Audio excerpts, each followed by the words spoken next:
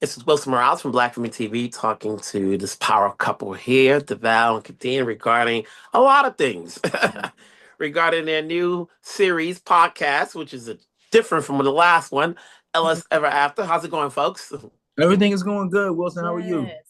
Good. So why a new one? Or is it the same one, but y'all changed the title? Let's explain it to the people that's going to be looking at this. So for all of the Deadass Podcast people, it is a change from Deadass Podcast. But don't panic. Yes, don't panic because we're not going anywhere. Yes. After 6 seasons, Khadeen and I kind of felt, 15 seasons, 6 years, 15 seasons. Khadeen and I felt like, do we really want to do the podcasting anymore? So we came up with a final, hurrah, and it was the Love Against the World tour, and that was going to be the end of the last podcast for us. But we got such a huge feedback from the fan base saying like the podcast better not go anywhere. We decided to rebrand the podcast and make it better than it was because we felt like it was just time to elevate. Deadass Podcast had ran its course. It's time for something better, and it's time to elevate to where the Ellises are now, and the Ellises are happy. Ever after. Ever after. So you might as well get Ellis. Ever after. Did you feel you had put everything out initially and there was nothing left, or were you holding back before? No, I don't think we were holding back at all. Actually, I think it was quite the opposite. Yeah. And I kind of teased with Devale earlier in another conversation that if I were to listen to season 1 or 2 or 3 of the podcast, that version of Khadeen no longer exists, right? People have been able to sit and talk with us and learn with us through the evolution of Devale and Khadeen over the past 7 years. And we've been happy to share that space. So it's really now just documenting how things are different, how things have changed. The podcast started for us initially kind of like an extension of our social media. So we would do small clips on Instagram, and it was almost like a battle of the sexes, like, the husband versus the wife, or the man versus the woman. And we kind of feel like we're over that at this point. Now we've learned so much about each other. We've learned so much from each other. We've learned from the people who've supported us. So it's like, what's next? How can we now elevate the experience for others? So it's going to look very much the same in terms of the format of the show, but we do have some new added components to make it more fun. For those who are not into the podcast world, when does it come out? When does a new podcast? When does a new episode come out? When can they see it? April 16th, next Wednesday. It's everywhere you listen to your podcast, iHeartRadio, Spotify, it doesn't matter. But also it will be released on Fridays now on YouTube. So you can watch it. And watching this podcast is a different podcast experience. It's not like your traditional podcast. Whoever came to the live shows will tell you, a Deadass Podcast live show was a whole performance. We had singers, we had dancers, it was a variety show. Yes. Watching it on YouTube is going to be so different than any podcast. You're going to be like, this is not a podcast. This is a whole television show. Yeah. And that's what we want people to walk away with. Absolutely. How much of your team, because it's not just the two of you, in terms of, obviously when you see and you've grown through this podcast and through the other stuff each of you have done, how much is it in terms of like, okay, when you're coming up with the new podcast and a new format and the people's response to your previous stuff helped inform what you're going to do new? Absolutely. It did. We have a Patreon page. Sorry. Okay. We have a Patreon page where people subscribe and they can look at the after show. So we realized, Devale and I, along with Tribble, our producer, Matt and Josh, who do our camera, producing, all of our digital content work, we have very insightful conversations after the mics go off.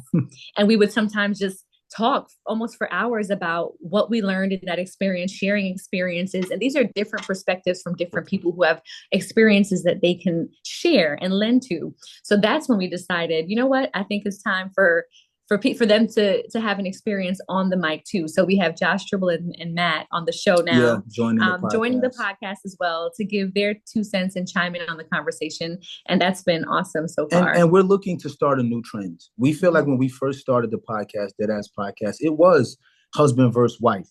Who was right? Whose side do you take? But now all of social media has become a battle of the sexes. Yeah. And now Ellis Ever After is wanting people to understand that we work better together. So there is no her versus me. We find a solution and we move forward. So this is what our marriage looks like after.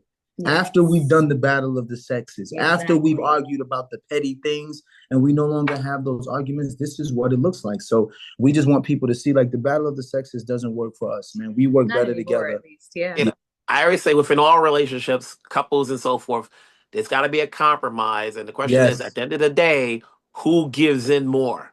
Yeah. You know, who I You gives in? already At the end of know the, who gives in more, like who Wilson. says I'm gonna let you have this one to preserve the peace? Wilson, you know who gives in Well, more, Wilson. I wouldn't necessarily say that, because we have had Wilson, you know people who gives in more, we've Wilson. had people approach us, right? He's talking about us though. Oh, well, then Us. we know who that Yeah, is. we know who gives in more. Well, I do. But I was You gonna say, know, yeah, as happy as Yeah, you are I right do. now, at the end of You the see, day, I'm sure. Listen, you guys, listen, there's always going to be an argument here and there. You know, no couple's all that great. well, You know, what we of see on course. screen. At the end of the day, it's like, all right, we got to keep a happy home. Either you give in absolutely. or you give in. You know, Absolutely. like you We just said, both realized Yeah, the common that, ground. you know what?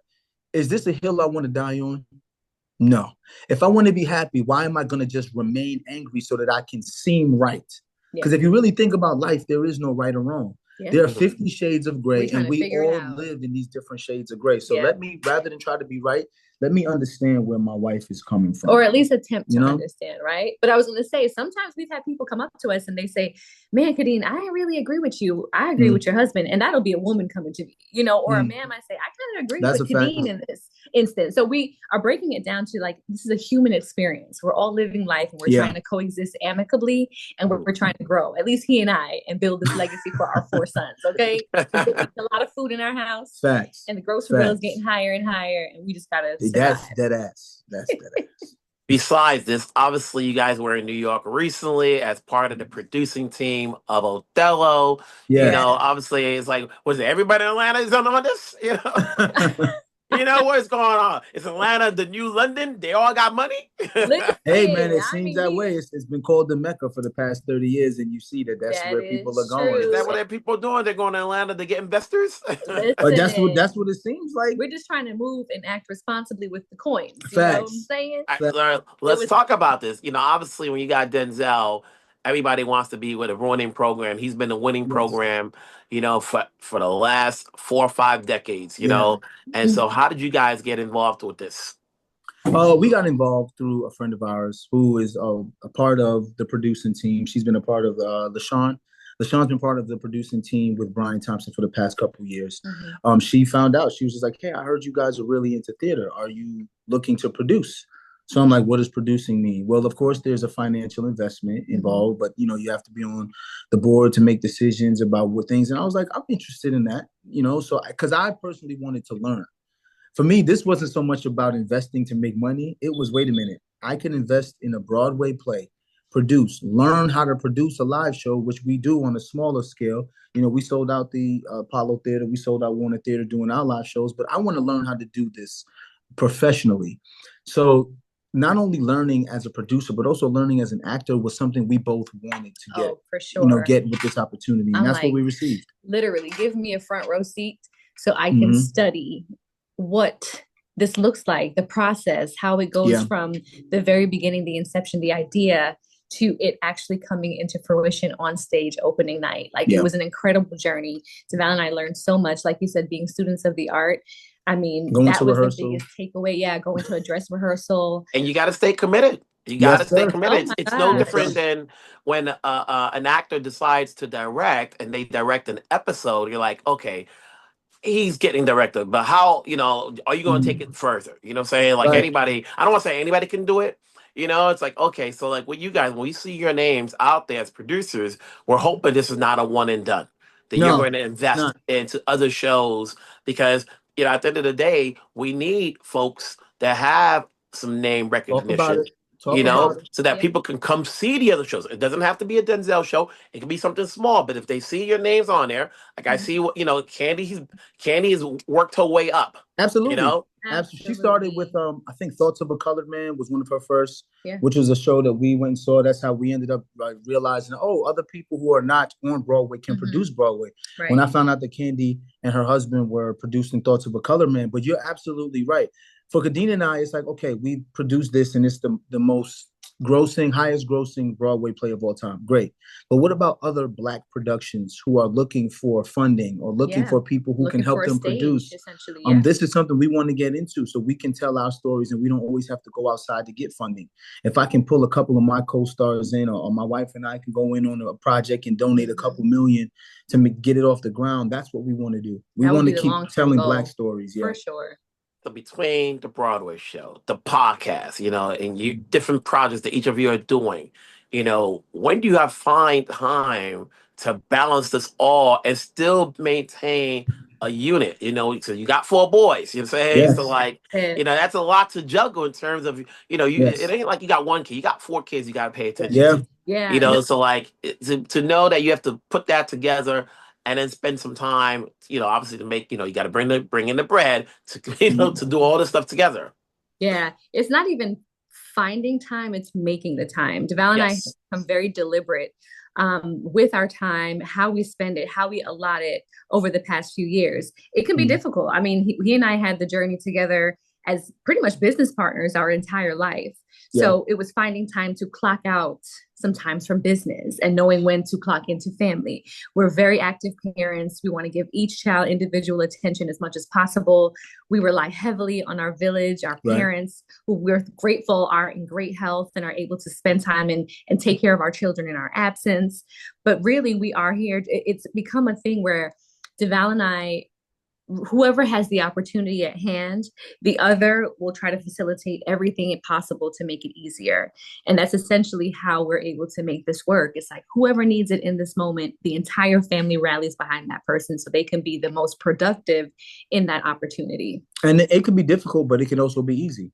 All it takes is communication and deciding that, you know what? I'm going to tell these people no because my kids need me. Khadeen and I have adopted this thing, all money ain't good money. And if I got to make money, but it is a deterrent for me being a father, or it's a detriment to me being a good husband, then I need the type of money that I need to make. So we prioritizing making the right type of money and giving us the right type of time with our children. And also being still and allowing God to open the doors that he deems necessary for us. He puts us in the places that we're supposed to be. So those no's that we used to get disappointed about, we don't get disappointed anymore. We just weren't supposed to be in that space at that time. And if we were meant to be there, it will happen. So we've just adopted so many philosophies over the course of our almost 23 years together that we've learned so much. And that's why we want to share more in Ellis Ever After. What's the most challenging aspect of doing all of this? Is it time? I would say time and health. It's a case of taking care of self. I've had a couple instances where I've, worked myself into exhaustion, almost being hospitalized or having to call the nurse to get an IV or getting really sick. And I realized that you can find time for everything and everybody, but you have to find time for yourself because you're of no good to anybody if you're not healthy. Yep. And that's work, kids, everything in between. So Devale and I have really prioritized, I would say in the past year, have prioritized taking time to, look at what we're putting into our bodies, our children's bodies, staying active, working out, being mobile. We want to be able to run with our 3-year-old who's now, he's 3, but in another, be able to run with him. In another 20 years, because seriously, we're already on the 4th floor. So, I think of Angela and Courtney and how much they have to find time to do things because they're both working. Do you guys look at other couples to see, like, granted, you're not looking to emulate any other couple, but do you look to see, like, how do they make it work? Because they had kids and stuff like that. To find, especially when there's kind of somewhat in the same realm what you guys do, like especially when you have to travel for work. It's like, okay, do you take the kids with you? Does one stay home? Whose turn is it this time? I think who came to mind for me, Sterling K. Brown and Michelle. And Ryan Michelle. Like I look at them and I'm like, man, they are able to juggle, and they also have a podcast too. They have a podcast as well. And Michelle actually messaged me recently, and she's like, we need to get in on this Jamaica trip and make it a couples thing. And I'm like, girl, yes. I think because we both couples being in the same industry, having children, trying to figure out, trying to prioritize home, but also chase our dreams and really fulfill them. So we have a couple who we look up to that we're all in the same boat. We're just trying to do our best. Funny thing is, I worked with Courtney on 61st Street and I had a chance to meet him. And I was just like, bro, man, how do you balance everything? The first thing he said was, don't let anybody tell you you can't. That's where I got my mindset of it can be easy. He looked me right in the eye and said, "Don't let nobody tell you you can't. If it's important, you make time for it, right?" And I said, "Yes, sir." And then he said, "Okay, then," and walked away, which was kind of like letting me know from father and husband to father and husband, like, yo, don't let them make you think it's okay to say, "Oh, my work got in the way of my responsibilities." He was like, "No, brother, you got those. You chose those responsibilities. Yeah, those go first." Prioritizing. Before I let you go, how much more seasons can we get from your TV show? Ooh, which TV show? Okay, either or, like you love it both. To be honest, as long as the fans are loving it and it's still #1 on cable television, I don't see why it doesn't keep going. On and on. It's a blessing. Shows don't last long these days. If you get more than 2 seasons, it's a blessing. So now we're at 9 for Sistas, and we're going to be at 4 for Zatima. So it's just a blessing, and I'm going to accept the blessing as long as I can. Hey, congrats on your podcast. Congrats on your producing roles. Congrats on the show. Congrats on still staying a couple, because we don't have that many.